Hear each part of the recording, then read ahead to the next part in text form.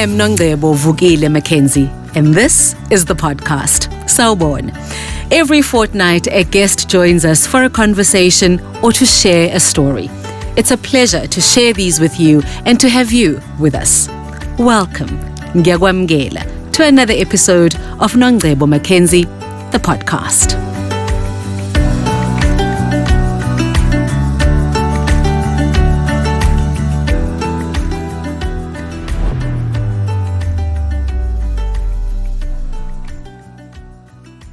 We're having a series of conversations with Unthabiseng Malakwane from the District AIDS Council.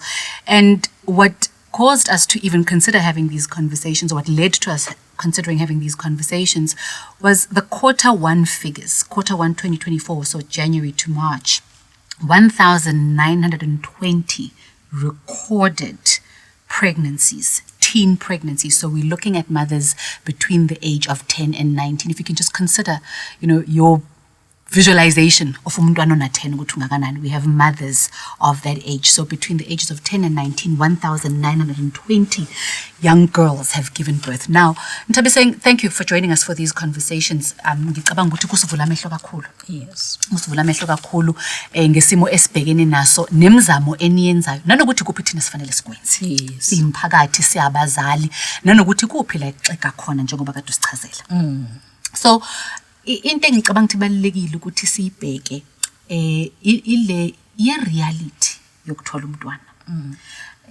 Isikhathi esiningi abantu abaye bafakaze omama mhlawumbe abasebenzayo athi ngasacrifice career yami ongaye ukusebenza ngifuna ukukhulisa abantwana bami and all of that.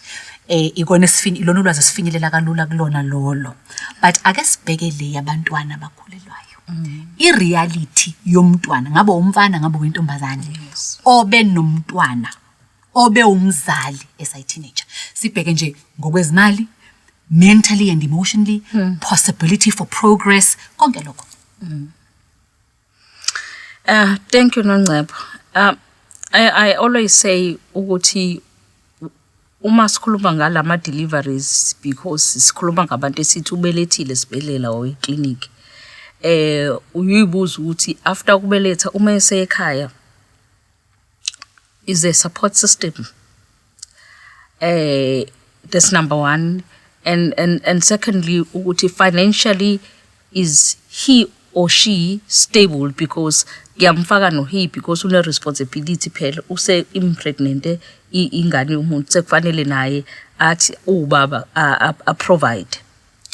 Now you know ukuthi sometimes ekhaya maybe umzali uhamba buye entambama for uye emsebenzini, doesn't have time, and mhlambe financially akekho stable ukuthi uzokwazi ukuthi akufunela umuntu ozogada ingane while we go back to school. That's number one. So some of our girls end up benga sakwazi ukubuyela esikoleni. During ama dialogue kade siwenza under dreams program, kune program esibiza nge-dreams, umele determined, empowered, resilient, mental, AIDS-free, mentored and safe. We are trying to safeguard my interest ingane yentombazane, because once uba nentombazane resilient izokwazi prioritize ukuthi no, I'm not ready emotionally, I'm not ready, I can't be a mother. Ikwazi ukuphebeza nanoma yini exactly. And because once wakwazi ukuphebeza, then you will then focus and remember your priorities ukuthi no, mina I need to finish matric. So the program speaks about ensuring ukuthi we keep girls in school until matric. So those are part of our interventions, because sisuke sibuka ukuthi ama consequences okuba nengane at the age of 12, 10, 14, about 10 to 14 wethu nje inumber I think dalo ngekuyicabanga ukuthi a 10-year-old or a 14-year-old, which now takes us to ekhaya. Uma mina ngino 12 years sengizalile ingane, my mother is not even emotionally ready ukuthi how is she going to support me. she is vulnerable ngalesi sikhathi akazi ukuthi enzeni angry at the same time. And maybe naye usano 2-year-old wakhe amkhulisayo. Exactly. Ukukhulisa umntwana is very taxing, so maybe naye usanomntwana wakhe amkhulisayo nayo ne-stress sokukhulisa toddler nakho sumlethele infant. And sometimes abanye abazali kuyenzeka ukuthi also uyiblame yena, did did enough ukumtshela or in but sometimes uthola ukuthi omunye umzali into esemenze wa hate bantu ukuthi I've been saying this, I've been trying to protect you, I've been, ubonile ngami mina, I was a teen mother, I didn't want you to have the same life I had. Mhlambe bezisebenzisa yena as an example. Yep. So it's very difficult when there are so many programs that are aimed at ensuring that young women understand ukuthi ukuzala kuza namaphi ama-consequences and financially are you going to be able yini nino 13 noma no 14 noba u2 noba bwengane. In one of the other conversations uveze ukuthi isikhathi esiningi uyothola ukuthi abantwana vele abaphuma emakhaya engathathwa intweni. So that now ibuyisela lento yokuthi yes zikhona izinsiza zikahulumeni, but it now forces you quicker into that system yokuthi manje sekufanele uapply la grant awukabi nane ID. Yes, awukabi nane ID. Awukabi ne ID. But so you apply la. If 14 neba ngithi out of the 1920, if you remember I said 41 is 10 to 14 years. Now that person does not have an ID, ukude noba ne ID cannot even kule simo sala ekhaya isibhedayo. What we've done Nongcebo, we said to Department of Education once the top 10 schools as high learner pregnancy. They gave us Imawodi is number 1 in the list. Goodness. Now look at Imawodi. It tells you ukuthi isimo so phila senhlalo la ekhaya vele si problem and you are adding on top of that. Sometimes you find ukuthi ugogo okhulisayo akanawo amandla okwazi ukugadela lengane manje, so impilo yalo young girl isishabalela, amaphupha akhe ashabalele akasakwazi because ukuvuka after so many years. After so many years, it's cool. Ukala phansi impilo. Do you understand? So idinga ukuthi ukuze sikwazi ukuthi sibone umehluko, it takes each and every one of us. It does not take government alone. I always hear people say, "Hulumeni yenzani buka nje ingane ikhulele uthisha ngeke ayigade ingane yakho 24/7 esikoleni.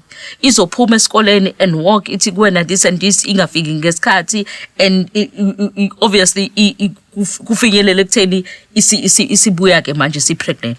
But also I think it adds a societal pressure kuwena mzali nakubazali bakho nasemndenini wakho, because abantu bazokudelela ngalokho, abantu bazokugcona ngalokho, you don't fit into your peer group anymore, usuzifakela stress manje, you're exposed to ezinye izinto ezama stresses. If umzali automatically une stress, so una 17 mhlawumbe usunengane na 2 na 3 o worried ukuthi akukho kudla ekhaya ingane yami izodlana, all of that mentally kukufakela stress as well, because just the mental weight of having umntwana unomuntu responsible. Angekwazi ukuthi usidedele nakancane steering mawunomntwana because kufanele nje imoto ihlezi isemzileni. Exactly. All those things are pressures that you now have to bear from such a young age. And it adds pressure uyena ke manje uma wengane lo okhuleliwe akasazi ukuthi how to handle this, uzodila kanjani lesimo. And remember ukuthi ingane ziyayithanda a sense of belonging, ukuthi I belong to a group yami yabangani bami. Now you no longer have that, your group don't care about you anymore, and they carry on not gabi but because their life is carrying on, and that alone gives you stress.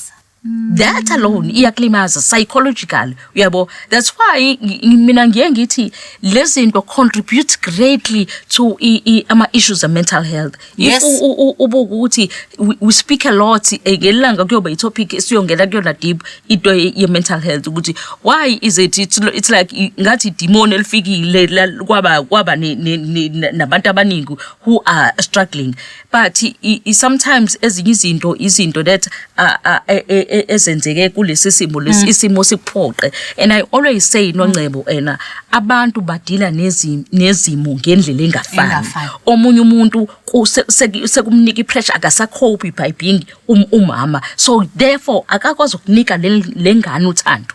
But also I think mhlawumbe enye into ikuncisha into yokuthi uzenzele izinto for wena.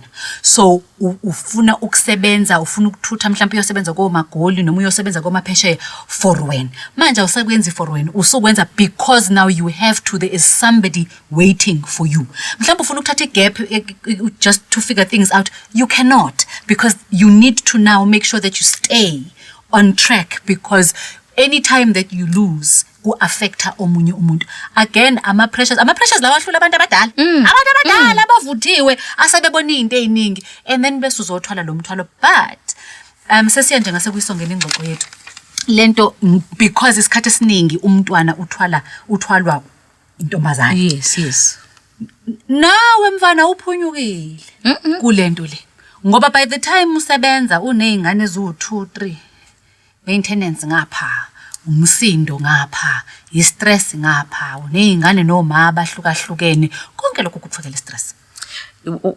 Ngake proposer kume ukuthi kufanele sibe nohlelo sithi why men are angry ngenxa yezinto ekuthiwa zenziwa amadoda and esiyibonayo. But I always ezinye zisuka la, where you are going to wena as umfana usunengane manje, and we hit ngenyanga manje umshiye lo mdampe uhamba uyoba nomuntu, uhamba uyoba nomuntu, ama consequences afterwards usomdala, ususebenza, usuqedile tertiary, ususebenza, usefanele ubhekane nalama realities, because i-reality ye decision yanamhlanje ikhitha in 10 years time. Yes. Kuthiwa uyakhumbula. Yes. And inkantolo izokufuna ithole. My father used to say, ama decisions enziwa wena, nobody suffers the consequences except you.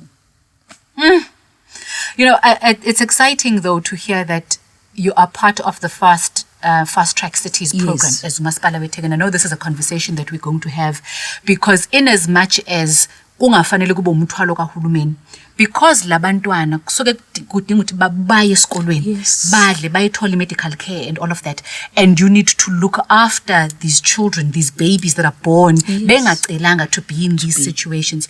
We'll engage further and here ukuthi ngokwama conferences eniwahambayo nama engagements eniba nawo nama indabas eniba nawo, njengoba sazi ukuthi kuba khona ne-teen pregnancy indaba nako konke lokho, siza ukuthi ngempela ikuphi ngenhloso yokuthi ekuzweni kwethu sibonke sibambisana kanjani nohulumeni, ngoba mhlawumbe khona umama ozothi emva kokuthi eselalele athi hayibo yazi ake ngithi ngempela ukuthi ngibhekisise khona into engingayiboni kahle, ayibo uthi ke ngihlale nomfana wami ngikhulume naye, khona uthisha uzothi yazi ukuthi na ngimsondeze eduze umama uzibani ngimtshela into engiyibonayo akuhambi kahle, ukhona lo muntu ozoba nothashi kube khona into ayenzayo. Kodwa kubalulekile lezi zinto kube izinto esixoxayo, noma nibuya kuma conference, noma nikade ninawo ama programs, nikade ninawo ama sessions, nikade nazo indaba lezi nihlelayo, ukuze sikwazi ukuthi sithole ukuthi ngempela isimo sinje naso ukuze lezibalo kuyasithusa, kuyakuphoqa ukuthi usukume nawe ngempela uthi hayibo ngempela ake sibhekisise ukuthi senze njani sabazali. Injalo nje sisinoNcebo, and kuyothi ngelanga mangabe sesibuya kuyindaba, then we can share some of the strategies and resolutions esivumelene ngawo ukuthi how to make sure ukuthi we really try and decrease teen pregnancies. And while we do that, how do we make sure we empower our young people, particularly our young girls, because ekugcineni in as much as umfana ezosafarisha, but ingane yentombazana ukumthwala umntwana for 9 months is no child's play. Nje badusho ukuthi ihlula ngisho umuntu omdala uyabo. So lokho alone, going through this and then after this is the support system, and well, from our side as uhulumeni, what is it they are doing to ensure ukuthi teen mothers ke now sebe khona ke manje na akanalo inamkeni akanalo ubisi and so forth. So those are some of the challenges abafacana nawo, but we are having programs aim at sibalekelela kanjani, kodwa kuyakushiwo ke ukuthi prevention is better than cure. Nthabiseng, siyabonga kakhulu ukuthi ube nathi for this series of conversations. We look forward to having more conversations because izinto ezisithinta sonke ezabazali. Siyabonga kakhulu. Ngiyabonga Sisi Nongcebo. Thank you for joining us on this episode of the podcast. Remember, you can like the episode and share the podcast link, as well as listen to more episodes on the channel. Subscribe to the channel for more. Siyabonga. Thank you for listening.